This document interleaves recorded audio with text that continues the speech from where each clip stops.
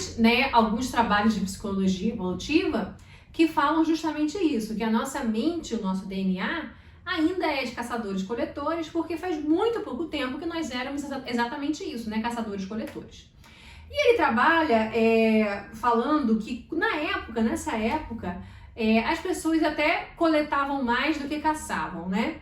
E elas coletavam o que para comer? Cogumelos, raízes, tubérculos, algumas frutas que elas encontravam. E por vezes também caçavam animais pequenos e só gradativamente que eles começaram a caçar os animais maiores, né? Com o desenvolver dessa revolução cognitiva. E então ele falou que a alimentação do Homo sapiens naquela época era uma alimentação muito variada, né? Embora ela fosse em quantidade reduzida, né, muito pouca coisa, ela era o suficiente para mantê-los vivos, né? E eles eram nômades, ou seja, quando aquela região tinha acabado os cogumelos, as frutas, eles iam migrando para outras regiões.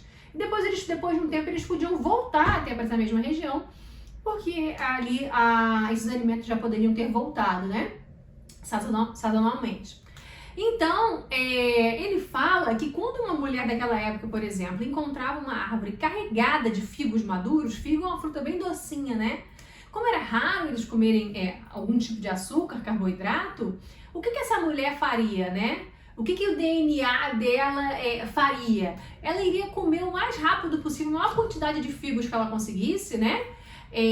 Porque podia ser, a árvore podia ser atacada por algum grupo de babuínos e comer aquilo tudo antes dela. Então, da mesma forma que você tem aí o seu DNA guloso, o seu gene guloso, né? Que são marcas desse tempo, de quando nós éramos caçadores-coletores. A outra coisa que a psicologia evolutiva também fala é que grande parte desse comportamento agressivo que a gente tem, né? Que a gente sabe que é uma espécie bastante belicosa, com uma história de guerras muito grandes, né? E o livro vem narrando que a gente muito provavelmente pode ter exterminado essas outras espécies de seres humanos e assim como essas outras espécies de animais dessa megafauna que eu tô falando para vocês.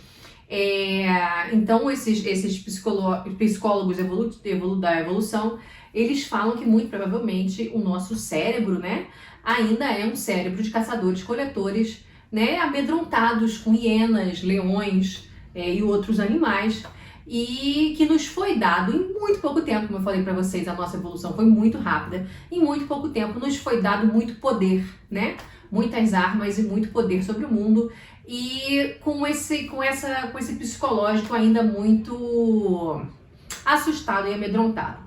Né? Então, por causa disso, os animais aí padecem, como vocês sabem, né? Estão em zoológicos, em jaulas para fazer experimentos científicos e tudo mais. E sobre a Revolução Agrícola, né, que teria começado a partir de 12 mil anos atrás, também é um processo lento, né? O Harari vai falando, né, de como a humanidade vai percebendo que das sementes podem ir nascendo as plantas, né, e de como eles podem ajudar para que isso aconteça também, e não só as plantações, mas também a criação de animais, né? Então a fixação do ser humano no solo se dá não só pela agricultura, mas também pela pecuária. E assim eles iriam deixando de ser nômades para ser sedentários. É claro que aqui cabe um parentezinho, que algumas comunidades caçadoras-coletoras da pré-história e da antiguidade, né, elas também eram sedentárias, nem todas eram nômades, não. Por exemplo, no Brasil nós temos os famosos povos sambaqueiros. Um dia eu posso fazer um vídeo aqui sobre os povos sambaqueiros, vocês devem conhecer os sambaquis. Eles são povos caçadores-coletores, né? Por exemplo, aqui no Brasil nós temos alguns sambaquis que datam de 10 mil anos atrás, de 8 mil anos atrás, né? E eles não eram nômades, não, eles eram sedentários, né? Inclusive lá em Niterói, que é a cidade onde eu nasci, existe um sambaqui famoso, que é o sambaqui da praia de Itaipu. Em Cambuinhas também tinha que é uma praia do lado, também tinha um sambaqui. E toda essa região ali de Niterói, subindo a região dos lagos, tá? Saquarema, Araruama, existiam vários sambaquis ali. Assim como também na região mais ao sul do Brasil, acho que Joinville também. Acho que é Joinville que é uma cidade litorânea, não é? Se eu não me engano. Mas o que importa é que os povos sambaqueiros, eles são sempre povos litorâneos. e eles gostavam muito de regiões e que misturavam água do mar com águas de lagoas, né? Sistemas lagunares. Por isso que eu falei para vocês da região dos lagos lá no Rio de Janeiro, assim como essa região de Niterói que eu falei para vocês, Itaipu, Cambuinhas, Piratininga, isso tem lagoas ali, bem pertinho do mar.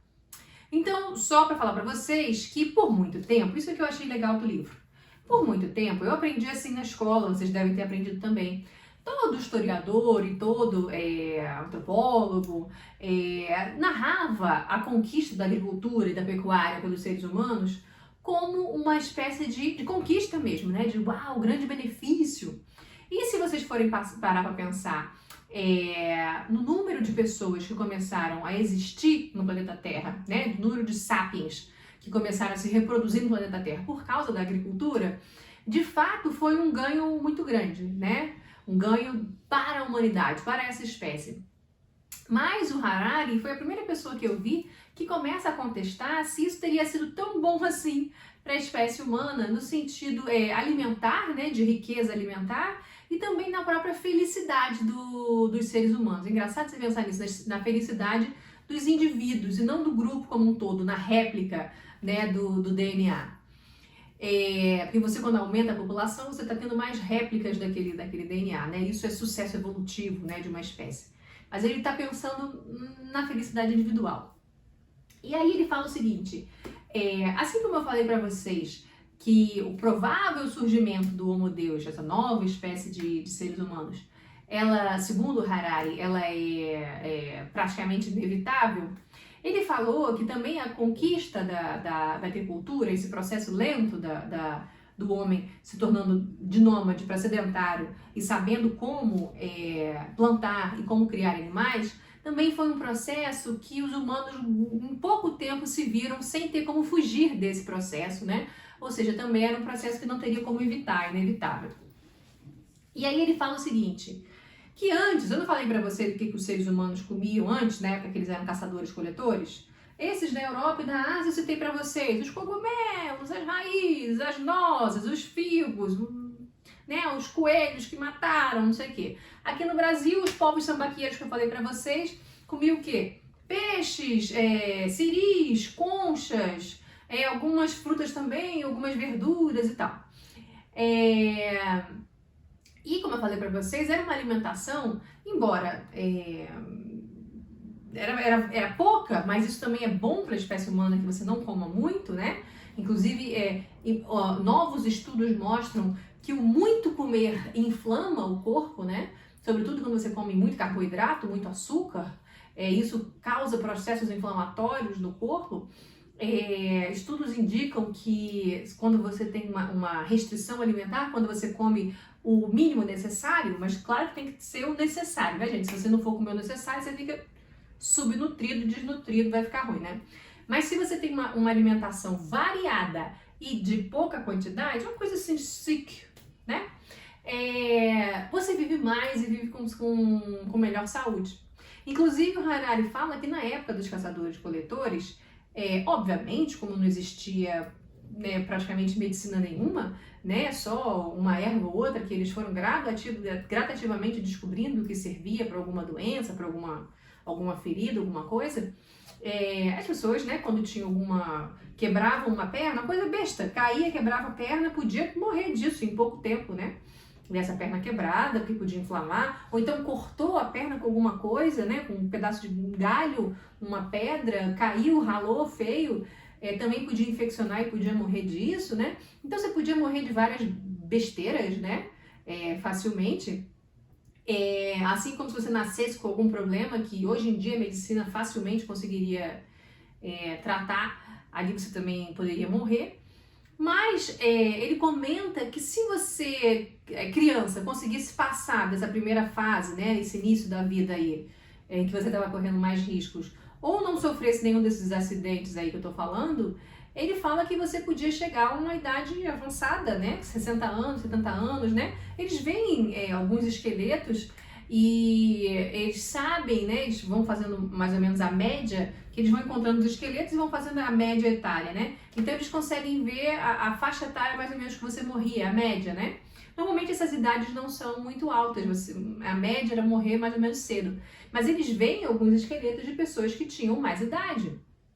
Que é justamente isso, essas pessoas que passaram pelo mundo tendo nascido bem, né, sem nenhum problema, e tendo tido sorte, né? Porque, como diz meu marido, sem sorte a gente não vira nem esquina, né? Então, tendo tido sorte de não cair de nenhuma árvore, de não se cortar, né? E coisas desse tipo.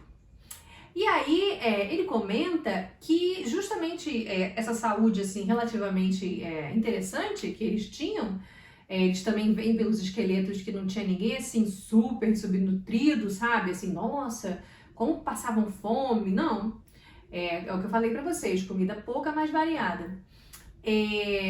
Com o início da agricultura, o que vai acontecendo? Qual é o processo? As pessoas vão percebendo, né, que se elas começarem a jogar sementes, as plantas começam a nascer naquele lugar.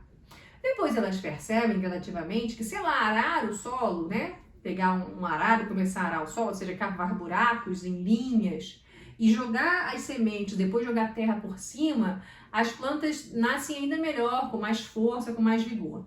Depois elas percebem que se elas irrigarem o local, as plantas ainda nascem, né, com mais força, com mais vigor e dá mais frutos ainda, né? Então aí imagina, aí começa-se a organização para ver quem é que vai arar a terra, jogar as sementes, né, que tem que separar as sementes, jogar as sementes. E o processo de irrigação é o mais difícil, né? A gente acredita, inclusive, na faculdade de História, quando a gente começa com história antiga, porque a gente não tem pré-história, né? A gente começa com as civilizações. E uma das hipóteses para o início da civilização egípcia, por exemplo, eles chamavam de hipótese causal hidráulica. Ou seja, que os egípcios teriam começado a se unir em uma organização, né, em formar cidades, formar um estado, justamente para poder organizar essa cooperação aí que a gente está falando tanto, né, essa cooperação flexível, organizar grandes obras de irrigação.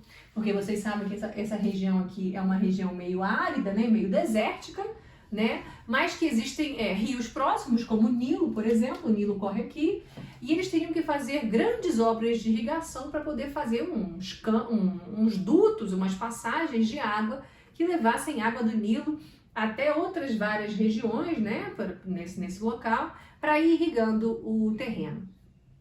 Né? Então você vai vendo aí como a conquista da agricultura é um processo lento, de muita aprendizagem. E depois você vai vendo que se você arrancar as ervas daninhas que tem em volta, você diminui o número de pragas, o número de bichos. E isso tudo vocês podem reparar que dá trabalho. Não dá trabalho? Então, as pessoas começam a se focar nesse tipo de atividade, que antes elas estavam mais focadas em colher cogumelos, pegar nozes, pegar figo das árvores, caçar um bicho ou outro, porque elas agora estão drenando o tempo delas para essas atividades agrícolas que tomam tempo. Além de tomar tempo, eles viram que dava resultado, né? A quantidade de comida que podia vir na época da colheita, né? Podia surpreender muito as pessoas. E inclusive enganá-las e enredá-las, né? Tem um capítulo ali no livro que ele chama de a armadilha do luxo, que é uma armadilha que existe até hoje em dia, que eu vou explicar. E aí ele comenta que as pessoas começaram a estocar os grãos, né? Sobretudo o início foi a plantação de trigo, de cevada, esse tipo de coisa, de grãos. E também a criação de animais e tal, então eles começaram em celeiros a estocar esses grãos, né? E só que eles não foram reparando que como eles não iam mais tanto, né? É claro que sempre sobra alguma coisa, mas como não iam mais com tanta frequência à natureza buscar esses outros alimentos para fazer essa alimentação variada, eles ficavam basicamente comendo pão, né? Comendo pão que eles faziam com esses cereais, comendo pão, bebendo água, bebendo um vinho, né? Ou uma cerveja que depois vieram a fazer também com o tempo. Então a alimentação foi ficando pobre. Se você pode dizer que ela foi ficando um pouco mais, aparentemente mais fácil e farta, ela foi ficando muito pobre. E pelos esqueletos que se acha desse tipo né, nessa faixa de tempo do início da agricultura, 12 mil anos por aí, os cientistas hoje, os pesquisadores hoje, veem que a estrutura óssea das pessoas era mais de gente mais subnutrida, que estava passando mais necessidade, do que na época dos caçadores-coletores, né? Isso que é impressionante. Então é por isso que o Yuval Noah Harari fala ele chega a comentar que isso pode ter sido até, a princípio, prejudicial para a saúde dos seres humanos, mas era um processo irreversível, porque à medida que a sociedade, aquele grupo vai começando a fazer isso, aquilo vai demandando que mais gente faça. Por quê? Porque como a princípio eu falei para vocês que a comida vem farta e sobretudo carboidrato, as mulheres iam tendo mais filhos. E eu falei para vocês que a agricultura aumenta a população, né, de Homo sapiens, e à medida que vai tendo mais boca para você alimentar, realmente ficar só coletando e caçando, caçadores-coletores, não dá mais. Não alimenta todo mundo. Então as pessoas têm que cada vez dedicar mais tempo àquela atividade que de fato dá retorno, que é a agricultura, né? A agricultura e a pecuária, né? A criação de animais. E esse processo que é irreversível, é isso que o Harari fala, de que tem muita coisa que não é tão interessante assim, mas que é irreversível e que está acontecendo e que vai acontecer. A conquista da agricultura para ele seria isso. E aí, por exemplo, ele faz um paralelo com jovens hoje em dia. Ele fala assim, você que é jovem, você tem um sonho, você tem 17, 18 anos de idade e você está dizendo para todo mundo que você vai viajar o mundo inteiro, que você vai para Tailândia, que você vai conhecer o Japão, que você vai para Paris, que você vai passar um mês andando na Itália de bicicleta, né? Que você vai conhecer as pirâmides no México, que você vai mergulhar em Fernando de Noronha. Só que você não tem dinheiro para isso, não é isso? Não é mesmo? Que você tem 17, 18 anos de idade. E aí você começa a trabalhar numa empresa que você não gosta muito do trabalho que você tem lá, mas você trabalha porque ela te paga bem e você fala, não, eu vou juntar dinheiro porque eu tenho um sonho. Quando eu tiver 35 anos de idade, eu vou pegar aí 3 anos sabáticos para fazer isso aí que eu tô falando. Eu vou largar essa empresa, eu vou passar 3 anos viajando o mundo, vai ser incrível. Mas o que acontece? Você começa a trabalhar nessa empresa, aí você trabalha, sei lá, 8 horas por dia, e aí tem uma menina bonita nessa empresa, ou tem um cara legal nessa empresa, vocês se casam. E aí, para poder pagar o casamento ou para poder alugar a casa maior que vocês vão ter que morar agora, você tem que se desfazer de um pedaço dessa poupança que você está fazendo. Ou você tem que trabalhar nessa empresa 8 horas e ainda fazer hora extra, né? E aí, depois de 3, 4, 5 anos casados, vocês têm um filho. E aí você tem que arranjar ainda uma outra casa maior, né? E às vezes você tem um segundo filho. E aí o Harari fala, veja que isso é um processo irreversível e que você está cada vez mais enredado nele. Isso é como se fosse, ele faz um paralelo, como se fosse a conquista da agricultura pela humanidade. De fato, a sua réplica de DNA foi feita, né? Você aí tá com 2, 3 filhos, tá casado, tá morando numa casa maior e tal. Mas assim, em relação à felicidade, que é o que ele fala, né? Que é o comparativo que ele faz com o tempo livre que os homens, os caçadores-coletores tinham e os agricultores tinham, né? Essa comparação que ele faz, e também a felicidade, né? Entre eles. Ele faz essa comparação entre a pessoa que tinha um sonho, hoje em dia, né? Que ela tinha um sonho quando era nova e não consegue mais realizar por causa desse processo irreversível. E aí, gente, então essa é a conquista da agricultura, e ele fala bastante sobre animais, né? Ele fala de como foi a domesticação do cachorro, quando ela começou a acontecer, que isso foi benéfico tanto para o cachorro quanto para o ser humano. Depois, mais recente do que a do cachorro, é a domesticação do gato, que também foi muito interessante. E, sobretudo, voltando a falar sobre o que aconteceu com a agricultura, que as pessoas ficaram mais subnutridas, né, por causa da pobreza alimentar, que não tinha muita riqueza, podia ter até quantidade, mas não tinha diversificação. A outra coisa que ele fala é que as pessoas estavam muito sujeitas agora a secas. Se por acaso tivesse alguma seca, algum problema nessas irrigações dos rios, a quantidade de gente que morria era assim, uma cabeçada de gente que morria. E além disso, ele fala muito das doenças que começam a ter com o surgimento da agricultura que antes não tinham. Por que doenças? Porque agora você tem esses celeiros, né, com essas montanhas de grãos, que vai acumulando rato, que vai acumulando barata, esses vetores de doenças. E além disso, antes as comunidades eram menores, não falei que eram menores? Agora a população mundial está aumentando, a população de sapiens, né? E eles estão vivendo mais aglomerados nessas primeiras cidades que eles estão formando, que eles estão fazendo. E todo mundo sabe que quando você vive aglomerado, as doenças passam mais facilmente, né? E nesse sentido, ele fala que inúmeras doenças surgiram, né? Ele fala que a mortalidade infantil, inclusive, aumenta se comparada com a época dos caçadores-coletores, mas que a fertilidade dos homens e das mulheres era tão grande que mesmo com o número alto de morte infantil, ainda assim a população aumentava, né? E nesse sentido, a história da domesticação dos gatos foi interessante, porque os gatos caçavam muito desses vetores de doença, né? Eles pegavam os ratos, eles pegavam baratas. Então, os seres humanos, eles iam até alimentando esses gatos, porque eles iam percebendo que quando tinha um gato perto ali da região deles, até diminuía a quantidade de rato e tudo mais. E nesse processo longo, esses animais, esses felinos selvagens, eles foram se domestificando cada vez mais. Né? Então o livro é realmente bastante interessante, gente, tem muita coisa para pensar, tem muita informação interessante, fala sobre alimentação, fala sobre felicidade, né? O que seria felicidade para esse grupo humano ou para o outro grupo humano.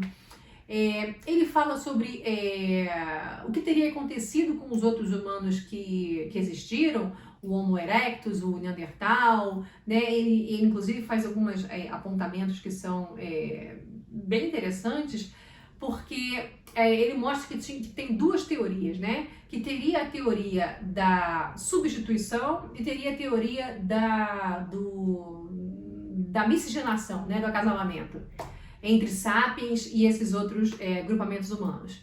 O que eles conseguem ver é que a partir do momento em que eles começam a encontrar esqueletos de sapiens ao redor do mundo, também coincidentemente, olha que coisa, que coincidência, também coincidentemente quando vão se achando os últimos esqueletos desses outros seres humanos, Neandertais, Erectus e tudo mais, né? Então eles ficam assim, será que os Homo sapiens, será que houve guerra entre eles, né? Será que os sapiens conseguiram matar os Neandertais, os Homo erectus e tudo mais? Ou será que foi um processo gradativo em que eles foram se miscigenando, né? E o que eles viram é que, né, eles chegaram à conclusão agora, e eles inclusive tinham muito medo dessa história de miscigenação, porque podia dar trela aí para algumas pessoas que são preconceituosas e dizer, a população de tal região do mundo se miscigenou com um Neandertal, que era um povo alto, mais claro, mais forte, enquanto que tal população do mundo se miscigenou com o Homo erectus, que era menor, e isso, aquilo, outro. E aí, mas o que eles chegaram à conclusão no livro é que basicamente o que se deu foi o processo de substituição, né? Então, muito provavelmente, houve guerra, né? Houve disputas e os sapiens, né? Por causa dessa revolução cognitiva que eu falei para vocês, eles deram a melhor. Mas, apesar de ter havido essa substituição, eles também viram, agora que eles fazem o genoma humano, né? Eles viram que na Europa, por exemplo, em vários lugares, até porque os europeus já viajaram para a América do Norte, para o Brasil, né? Mas também checaram isso aqui também na Ásia. Mas no caso dos europeus, eles viram que existe parte de DNA dos europeus hoje que é DNA Neandertal. Ou seja, embora tenha havido essa teoria da substituição, né, que tenha havido guerra e matança dos Neandertais, houve também alguma miscigenação baixa, muito baixa, porque o percentual de DNA Neandertal é baixo, né? Mas eles encontraram sim alguns genes dos Neandertais, então isso comprova que houve sim um baixo nível de acasalamento. Acasalamento ou sequestro, estupro, talvez. Eu fico sempre imaginando que alguns sapiens podem ter sequestrado algumas mulheres neandertais. Eu sempre fico com isso na cabeça. Que talvez tenham matado muito dos homens dos neandertais e algumas mulheres tenham tenham sido sequestradas. Mas é isso, gente. Além disso, existe o terceiro capítulo, que é sobre a engenharia genética, que é sobre não é sobre engenharia genética, é sobre essa revolução científica que nós estamos vivendo há 500 anos, e também acaba falando sobre engenharia genética mais ao final, justamente quando ele dá a deixa para essa nova espécie humana que ele acha que vai surgir, que é a do Homo Deus. Mas isso daí eu posso deixar para o próximo livro, se vocês quiserem, eu posso trazer aqui também o Homo Deus para vocês.